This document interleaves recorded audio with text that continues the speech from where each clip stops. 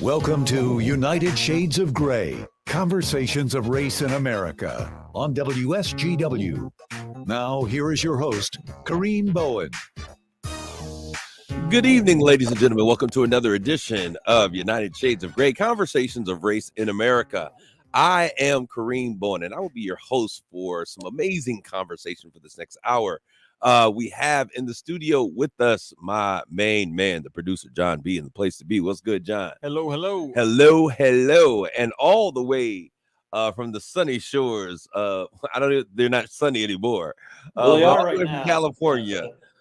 In Noah's Ark land, we have Mark Bassett. Come on in, Mark. Hey now. Good to see you guys. Mark, we have reversed fortunes to some degree, only to a short degree. Yesterday and today, we are experiencing sunshine. What are you having out there in Southern California right now? Well, right now it is sunny for the most part. The previous 2 days it was not sunny, and we're expecting a little bit more rain, I think. That being said, it's still, 60 degrees or so, not 30 something. So. Not to rub it in. I saw the smile on your face, Jonathan. You're like, I can't believe you just did that to us. But we're doing pretty good here in Michigan. I mean, it's Michigan. There is no snow. We've only had one major snow this year. So Michigan, when people say, oh my gosh, you live in Michigan, that is changing so fast. If you live in the Midwest, then you understand that we don't get snow like we used to get snow. Don't you agree, Jonathan? No. You think we still get it? I guess the report. I think we remember those times when we got a lot of snow, and we kind of forget the times that it was just kind of normal. I don't ever remember. There is something called statistical variation, Kareem. Just because you have 1 year with less snow doesn't mean it's a trend. I think that there is a trend. Okay. When I was a kid, it seemed like there was always snow all of the time through winter. A couple of times, I walked up to school 10 miles both ways, uphill, with no shoes on, uphill. Yeah, no, but I certainly think that for me, it just seems like we're getting less and less snow.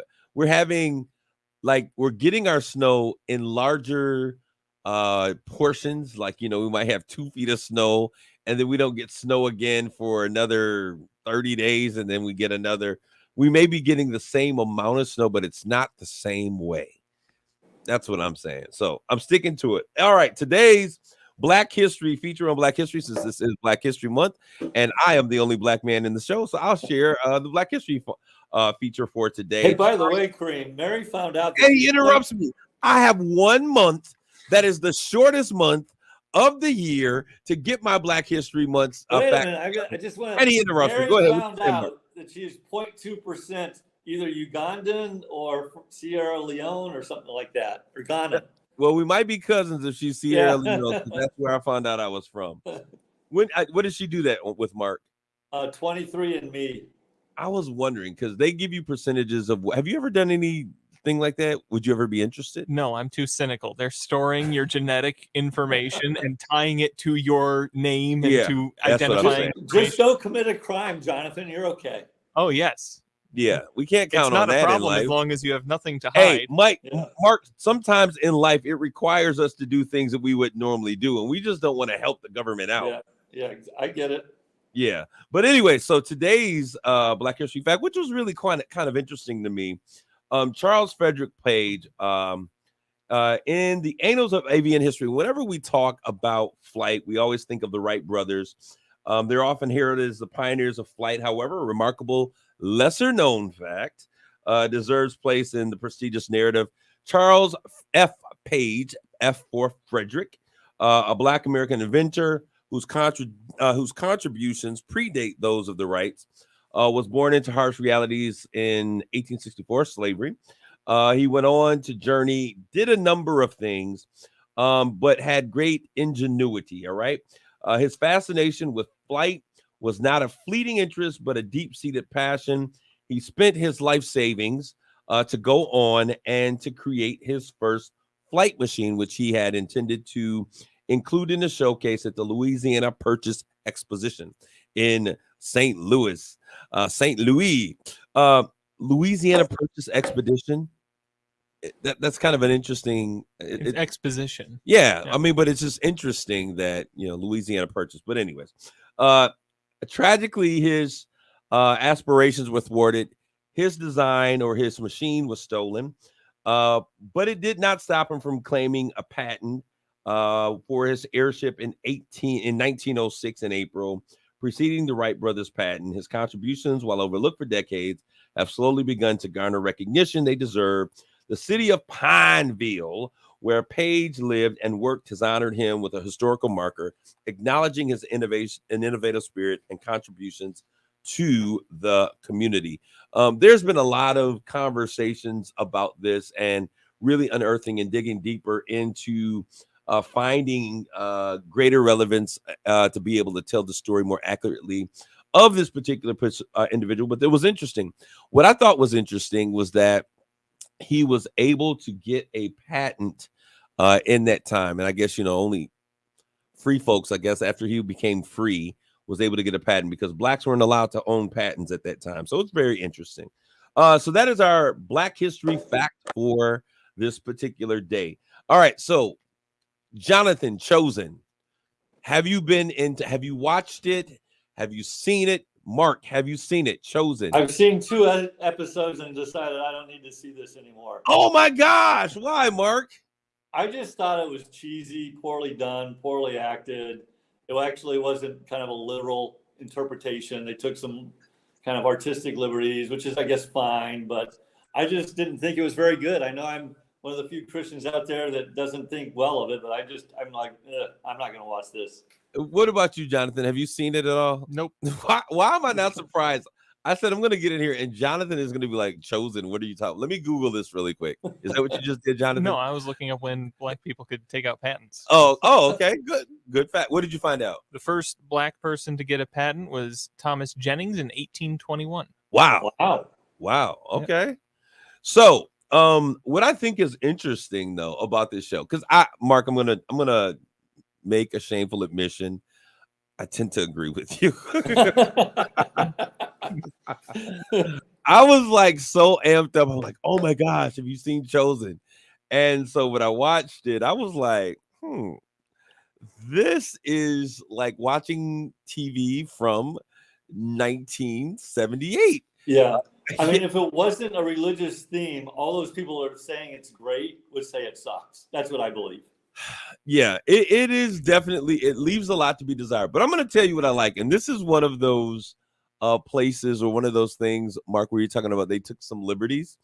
But I think that this is the coolest liberty. My favorite, in the time you watched, what was the most memorable character that you watched for the couple episodes? Is there anyone that stood out? No, I tried to blank it out of my mind, to be honest. Mark, it wasn't that bad, was it? It looked like I don't know. If you remember TBN when they used to have the revivals and things, it looked like a TBN kind of, we're gonna. Jimmy Swaggart. I used to like to watch Jim and Tammy Faye. Right. Faye. So it looked like was a great comedy show. So. Oh my gosh. I'm gonna leave you alone. But anyways, when I saw it, I thought it was interesting. The premise was interesting. What I really liked about this though is Matthew. The character that they chose to play Matthew was very interesting, and it kept me looking beyond and watching for him because Matthew appeared to be, and I think this was intentional, what you would consider highly functional autistic. And he didn't want people to touch him. He, was washing his, just different things that he did. And I thought it was a really cool depiction of Matthew, and check and see if he is in fact supposed to be. But anyways, very, very interesting perspective or take on how you would view who Matthew was. He's a tax collector, so he was great.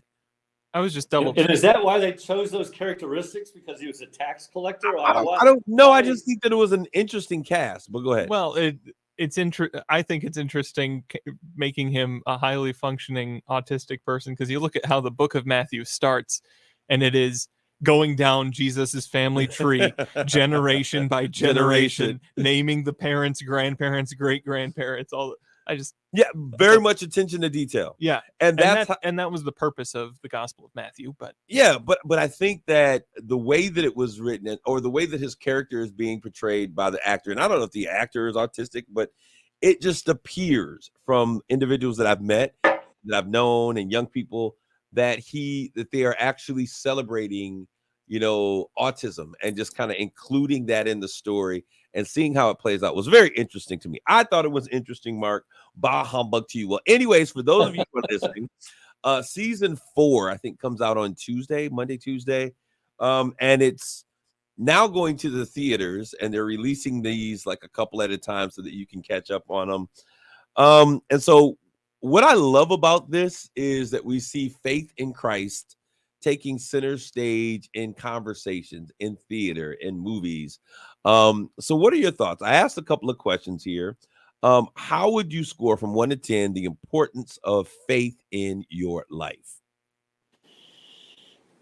Wow.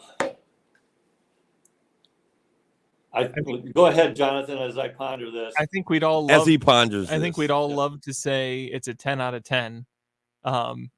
But often it does take kind of a backseat in day-to-day life. But when you're setting your own, when I'm thinking about my own priorities, obviously it's in the forefront. Okay. So in terms of how you think of it, it's in the forefront. Yeah. How it may be actualized may be a little bit different. Yep. That's fair. I think that's fair. So what was the number? 1 to 10. 1 out of 10, 10 being the greatest. 10. Okay. If I had it how I wanted it. Well, that wasn't the question. Okay. He said 10. Realistically, it's probably closer to a 7. Oh, wow. He said 10. That's a nice, safe score, 7. 7 is always safe. It is. Like, if you don't know what to do, just say 7. Yeah. So, Mark, how would you score the importance of faith in your life? And I think I'm interested in hearing your answer, Mark, because of the journey that you're on. Yeah. What I would say, in a lot of ways, my answer is very similar to Jonathan. It's not in my conscious as much as it should be. And that's the kind of the journey I'm on, to have it more in my conscious. But what I would say is subconsciously, kind of in the background, it's always there, and what is kind of a foremost pillar in how I try to do things and how I make decisions, if any of that makes sense. So. All right. So how important for me, I'm going to say 10. And the reason I say this, as a pastor, I hope you said that. So. Well, it could be a little different.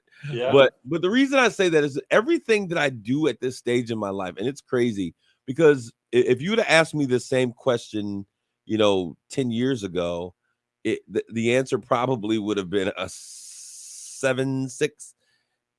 Faith has always been important to me. But really, I was really kind of like on my plan and on my path.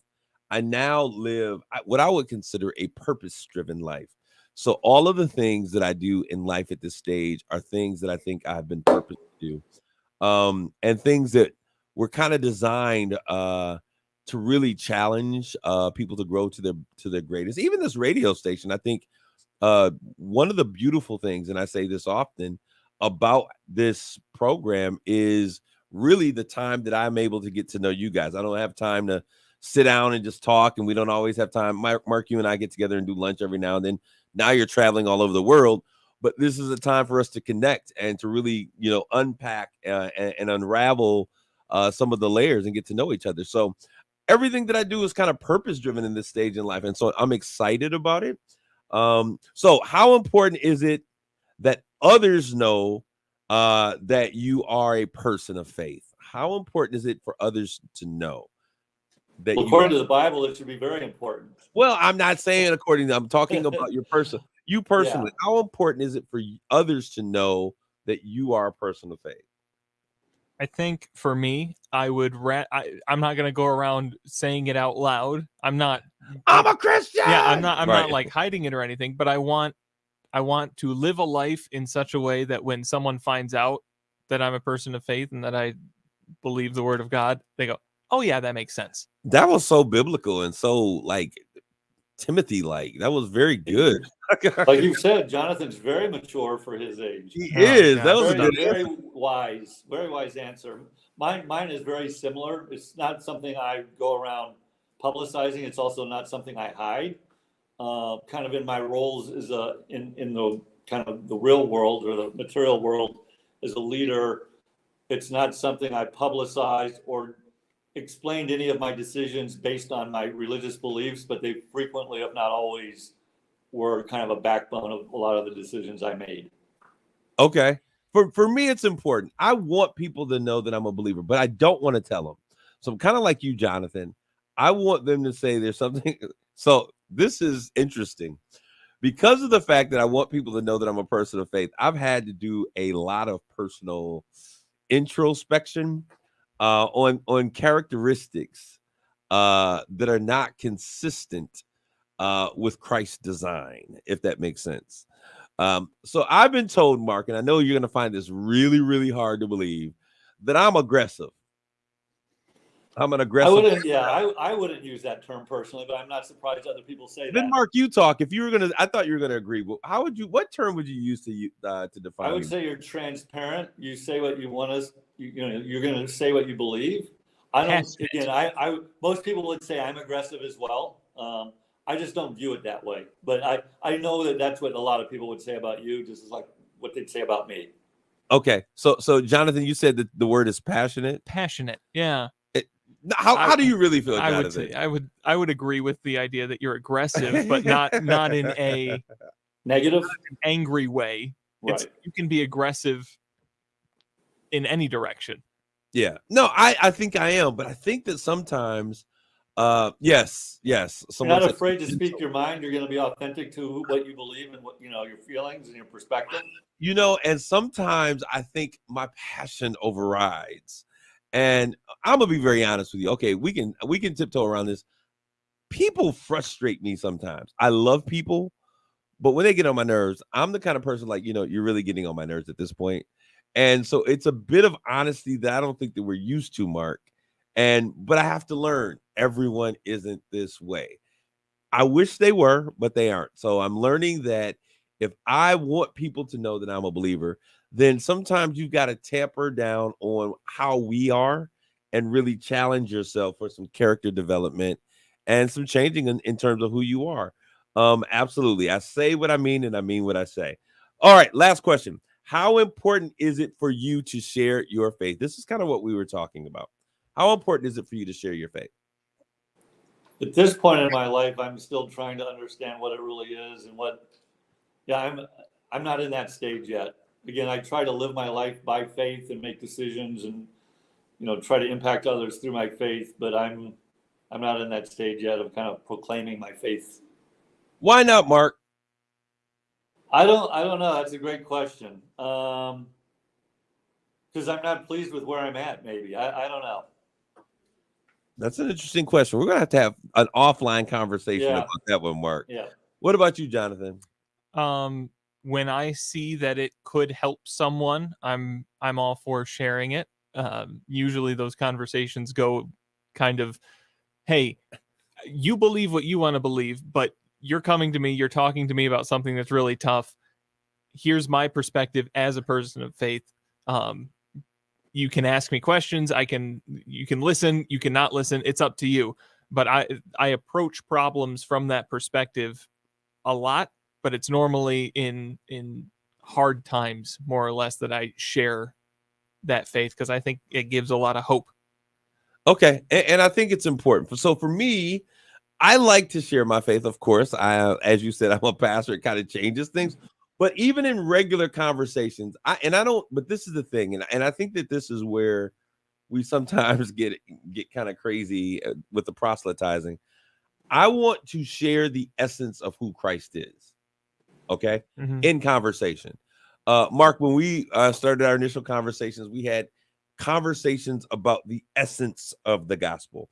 Not necessarily like in John 3:12, it says, and in Matthew 6 and that, but we shared the principles of the Bible, the way that you should live, the considerations of character. Those are I like to share. Now, there are times where I'm like, straight Bible thumping, sharing the word and with people, but I like to share who Christ is as a person. Now, because my thought is this, right? We are in essence the body of Christ. So all we need is his spirit to function, right? So if we are the body and we allow his spirit to really change us from the inside out, when we communicate with people, they in essence should feel his presence and should know that we are part of the kingdom. So that is just my personal thought. And I love that concept. So we're going to continue on. I want to ask this next question. What's going on at the border? This border conundrum. Man, that's a hard turn. What is no, this is a completely hard turn. But what's going on at the border, guys? Chaos. What? I mean, do we want change at the border? Or do we not want change? Because I'm going to tell you right now, I'm ready to go down there with some, some chains to start putting up fences myself. Well, why don't you look to Washington, D.C. and ask them why they can't pass legislation? So what is the deal, Jonathan? We've been hearing that this is really political. So the border has now become, well, it's always been political. But the issues where Republicans and Democrats have almost shrunk.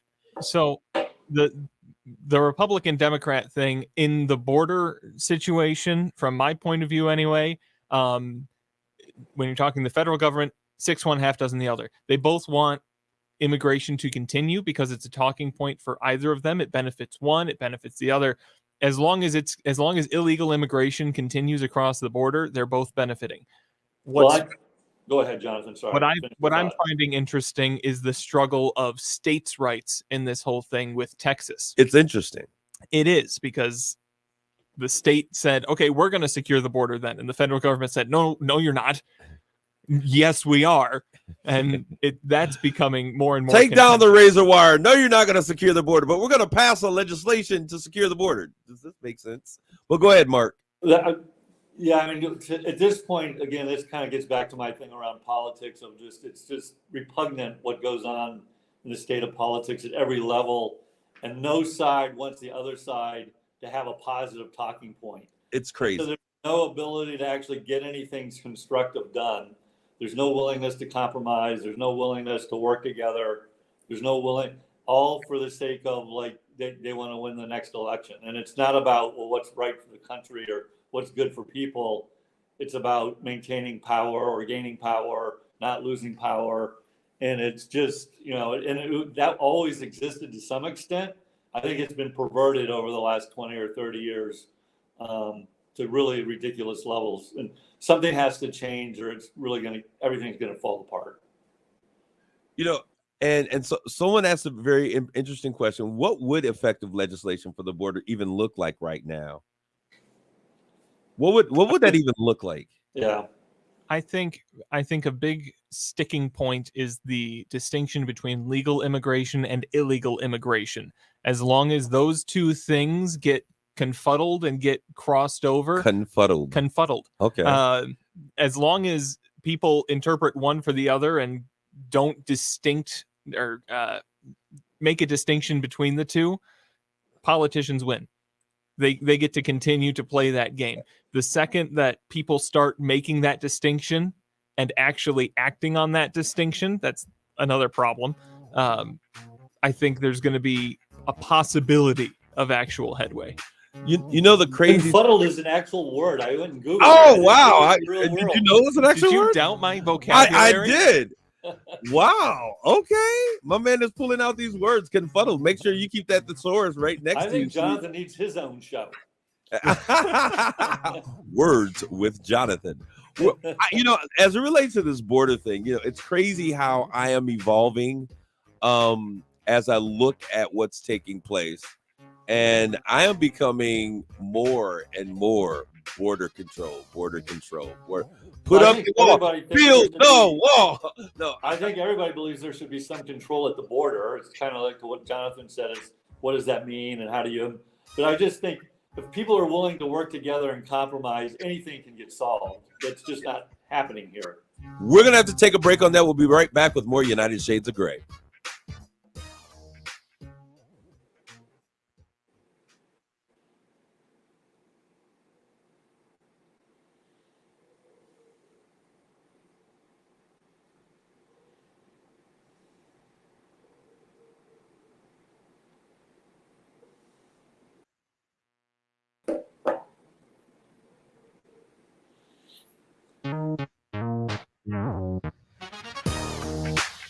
You're listening to United Shades of Gray on WSGW. This is Kareem. We're back with more United Shades of Gray conversations on race in America. My guys, Mark and John B are here with me. We got to talk about this just an ounce. I know you guys are not sports folks, but when I look at what we're getting ready to talk about as we talk about riding a ship, I didn't even let our people know. We just jumped right into our conversation. We're going to talk about how do you steady a ship that happens to be in turbulent waters? How do you begin to navigate a storm after being a bit disappointed? But before we do this, someone's going to end up very disappointed after this coming Sunday. We think about the Super Bowl coming. So, Mark, which team are you going with? I'm indifferent. I actually watch both conference championship games. I don't watch the NFL full game very often, but I watch those. And what were your thoughts? I'm not a big Lions fan one way or the other, but I really wanted them to make it. Yeah. Talking about a series of errors. Wow. But anyway, I'm kind of indifferent, to be honest, between the two. I typically follow Notre Dame players. I went to undergraduate at Notre Dame, so you got to pick a side, yo. You got to pick a side. I would probably choose the 49ers. The red team. Because I'm just so tired of the Chiefs. I'm so tired of this. Every time I watch a Chiefs game, I have to look at Taylor Swift after every Travis Kelce play. Oh my goodness! With all of the things that we've said, you might get us canceled by talking about Taylor Swift. Go ahead, John. 49ers, if I have to choose one. We were talking about this on a different show. It's estimated that Taylor Swift has generated $133 million, or no, like $300-something million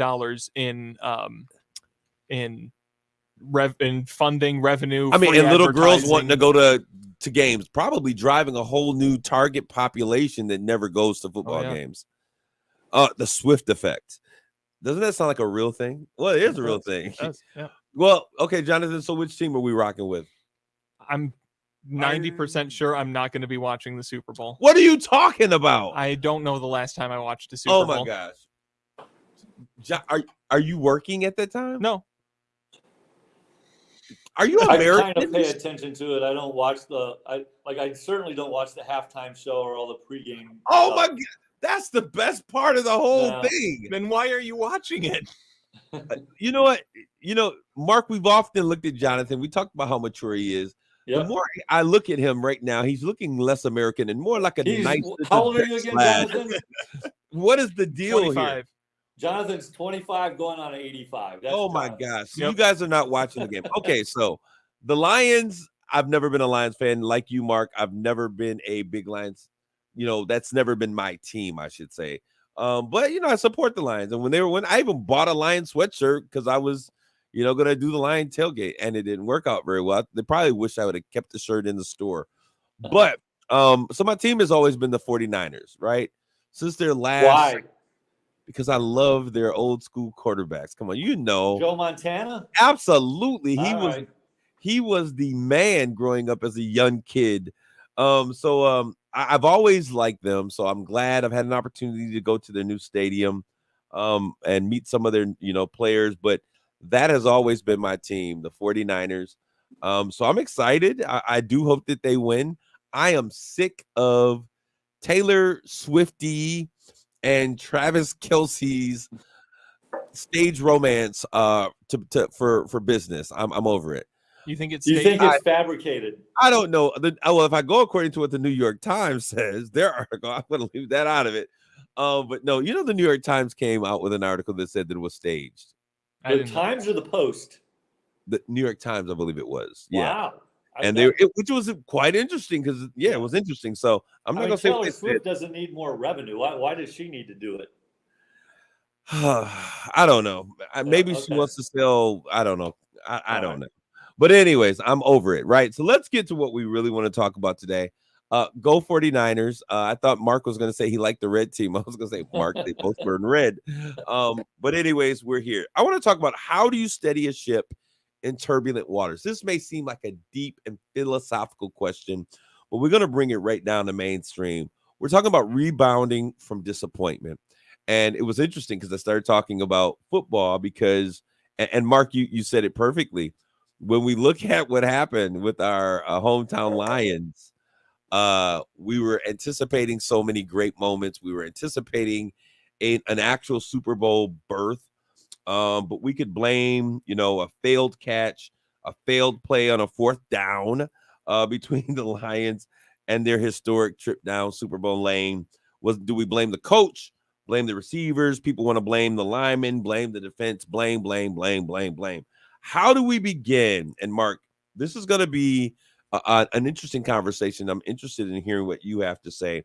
How do we begin to navigate and recover when what our expectations are? You're a businessman. You've done this. You make projections all the time. When you don't meet expectations and you find yourself in a place of disappointment, how do we begin the process of recovery? Well, I mean, I think the reality is there's always, I mean, I'm going to spew a lot of cliches, but I think they're very true. I mean, the reality is the world's not over. There's another day. And as I tell my kids many times, failure and mistakes and disappointments don't define who you are. It's how you respond to those that really define who you are. So you have an opportunity tomorrow to change the direction that you were going. And I always have this kind of belief when I was running businesses. I had a vision of like a North Star, and I had guiding principles, and I always kept my sights on those. And it's really just looking at trying to be really analytical about where are we, where do we need to be, and what are the options on ways to get there, and then trying to reset towards looking at the options and deciding on which is the best path to kind of go down to get to where you want to go. I mean, I think it's important to kind of let it go and refocus. I mean, I used to, I did not handle failure well in my younger years, and I would let it drag me down for a while. But one of my strengths was I always rebounded, kind of quit pouting after a few weeks, quit acting like a little baby, kind of, and refocus on my goal and kind of, okay, that path didn't work or that plan didn't work. Let's come up with a new plan. Jonathan, how do you bounce back from disappointment? I'm very hard on myself. So kind of the order that I take things in is who else was impacted. If I screwed something up, if I did something wrong, who else was impacted? How badly were they impacted? Do I need to do anything to make that situation whole? And then once I've dealt with that, once I've made sure everybody else is okay, then I kind of turn in on myself and go, okay, what did you screw up? And it tends to live rent free in my head for a long time. There was this little kid, a little white kid, amazing kid. He was a good friend, and you remind me of him, Jonathan. He was so hard on himself. Like I think I was working with him like on basketball techniques or something. And every time he couldn't get something done, he would, I can't do it. I'm so stupid. And he would hit himself. I'm like, whoa, kid, like what? But think about it, Mark. There are so many adults. We take these things as kids, but we take those same thoughts and those same principles and how we deal with stuff into adult situations. And so we beat ourselves up, as Jonathan said. And I was like, yo, cool out, man. You'll never be great beating yourself up. Like you need that brain power that you're knocking around in your head. And I really had to continually stay on him. They're like, if you don't get it right this time, as you said, Mark, life ain't over. You got another chance to do this again. And so anyone who's listening today and you failed, or maybe you find yourself in a place that you didn't anticipate and you're disappointed with the outcomes that you're dealing with, one of the first things that we were told in order how to handle this is to be kind to yourself. It's important to address the disappointments, but you have to make sure that you take care of yourself. And I say, it says mind and body, but I say spirit, mind, and body. Because oftentimes your success is when your head is in its right place. Have you guys ever tried to really do something and you were really not focused on what it was that you were doing? For sure. Yeah, I sat down to record this show today, and I wasn't really focused. I'm dialed in now. I'm here. He's here today. He gave me some fake adrenaline because I was like, I'm so tired. He's like, get some of that fake adrenaline. I think your state of mind makes. I have this memory from back in high school, and it's still blazed in my mind today. I was in AP Physics, and I thought, oh, this test is going to be so hard, and I'd kind of convinced myself. And I took the test, and I did not get it. I got like a C, I think, which I don't think I'd ever gotten a C on a test in high school, period. And when I got it back and I looked at the test, it's like it was just filled with a bunch of stupid mistakes. Like I actually knew how to, and ever since that point, I was always like, I went into the test, I went to the other extreme of like, the teachers have to prove I don't know something, and so I'm in war with the teacher, and I'm going to prove to them that I know everything. But I never went into a test again with the mindset of like, oh, I think this is going to be so hard, I'm going to bomb it.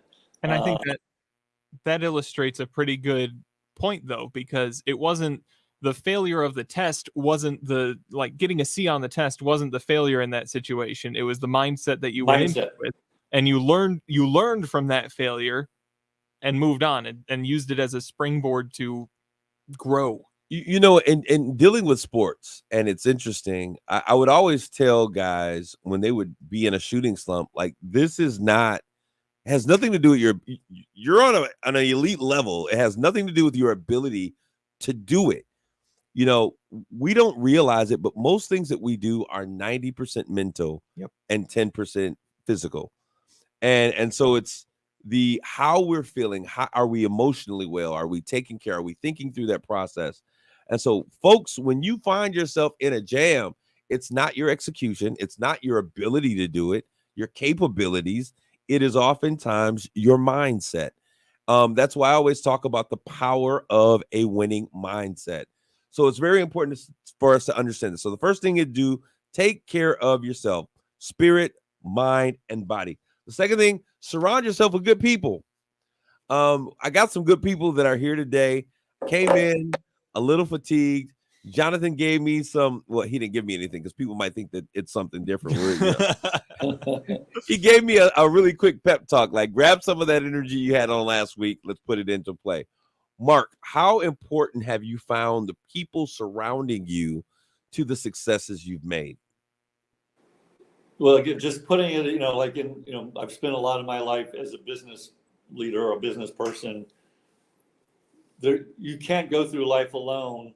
You have to have good people around you to be successful. And so it's like any team. If you don't have good players, you're not going to be successful. And so it's extremely important that you have good, not only talented people, but people that are good teammates, good people that are supportive in both good times and bad. When was it that Michael Jordan and the Bulls were winning all the championships? Well, they had Scottie Pippen. I forget the exact years. Yeah, Paxson. They had to assemble a team around him. I mean, initially Jordan. That's what I was going to say. When we think about it, Michael Jordan is arguably the GOAT, right? The GOAT, the greatest of all time. For those of you who didn't know that, I remember like, why do they keep saying they're the GOAT? Why they call him the GOAT? GOAT, greatest of all time. What year was it? 91, 92, 93, 96, 97, 98. Early 90s, right? So he is arguably the best player to ever hit a basketball court. Argue with whomever you want. Steph Curry is also in that. Pick any of them. They're all surrounded by great teams. But that's the thing. You know, you take away one individual that's surrounding them, and their dynasties look a lot different. You take away Pippen from Michael Jordan, and his dynasty looks different. Yeah, I mean, would you think Jordan is the greatest of all time if he never won a championship? Absolutely. No, you wouldn't. And that's the point. I mean, like, Pete Maravich is, at an individual level, there was no more one spectacular player, but he never won it. He's considered one of the 50 all-time greats, but no one ever talks about him as a GOAT because he was never part of a really winning team until he was too old to actually contribute on the Celtics. It's also because he was shooting at peach baskets too, Mark. No, but I think, but what I do think is I think that some things that happen, like with the 3-point line and really the introduction of like dunking, kind of revolutionized the game, and so it made us think differently of what is like. You never hear about Larry Bird. I mean, I could not. Magic Johnson, Kareem Abdul-Jabbar, Wilt Chamberlain. I really believe that Kareem should be in that conversation, and not just because I have the same name, but because I think he's one of the greatest. But when we think about that, having the right people around you is so important on steadying the ship. Folks who will encourage you and really let you know that you have the ability to recover. How you think, your mind, those around you all affect your output. The next thing, 5 steps here. The third step is get your feel good flowing. I love that. You got to get your feel good flowing.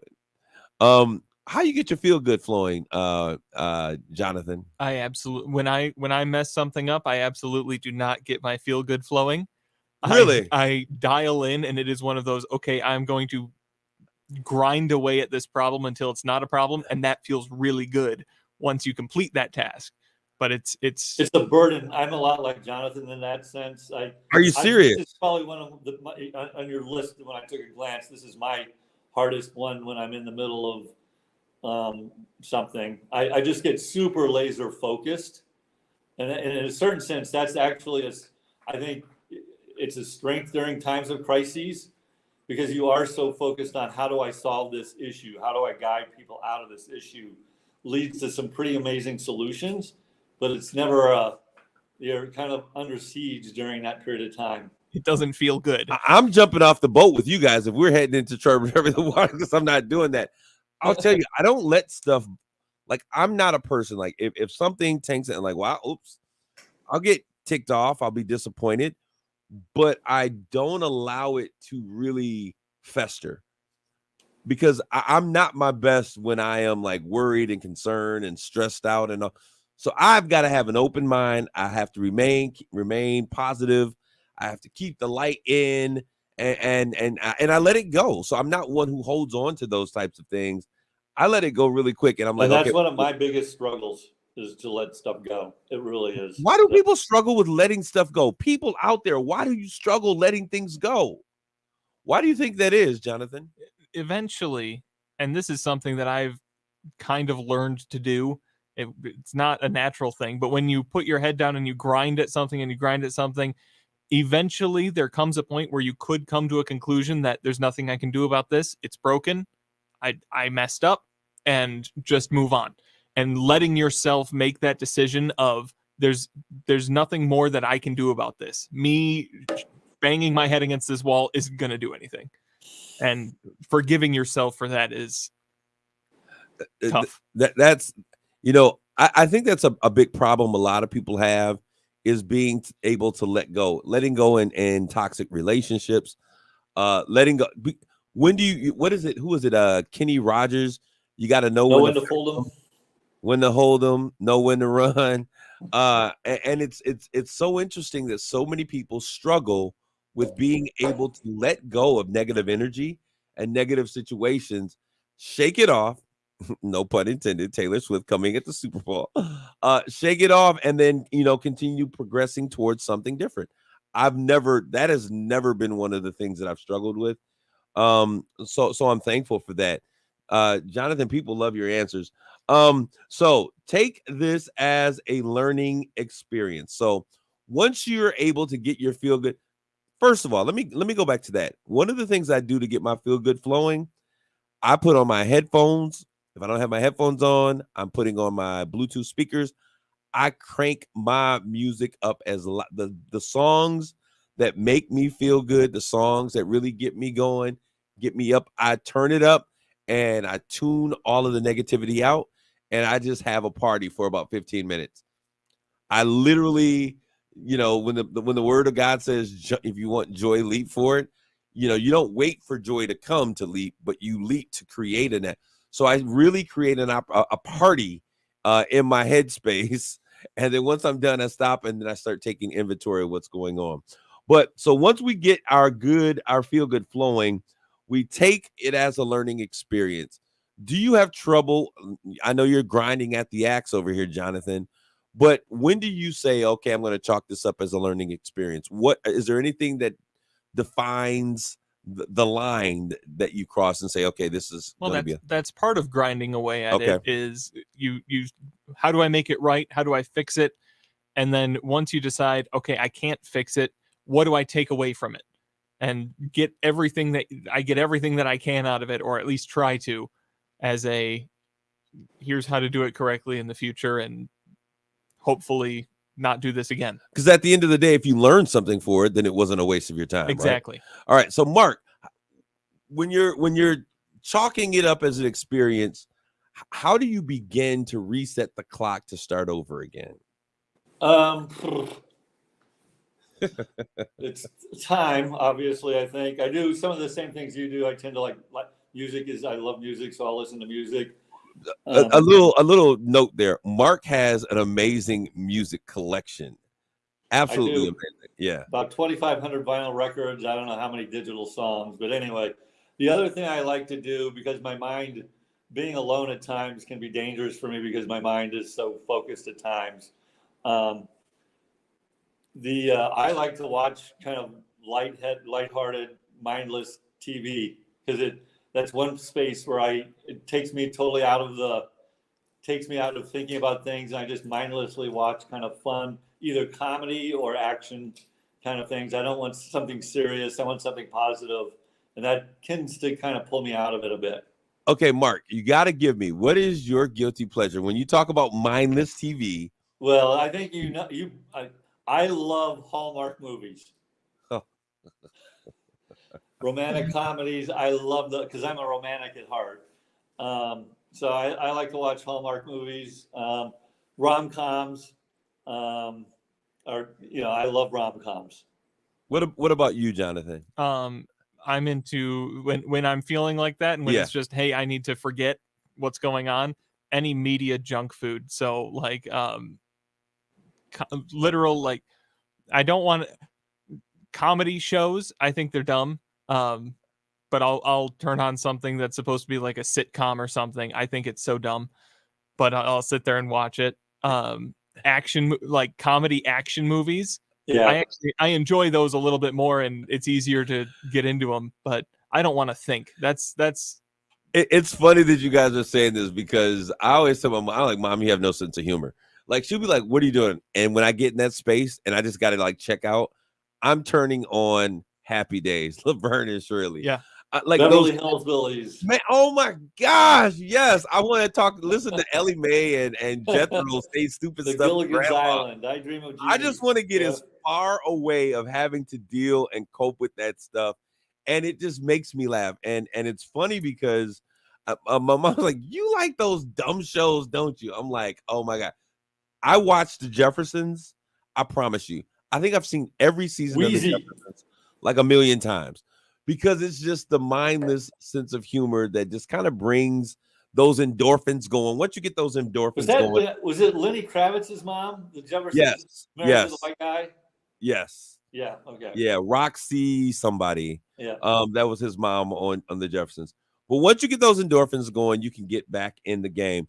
Mark, we got about 1 minute. I want you to take us out of here, Mark, with someone with a message to tell people to get back in the game. 1 minute. Yeah. Well, I would kind of restate what I said before. Like, tomorrow's another day. Rarely is there something happening that it's the end of the world. It's the end of your life. Your life is over.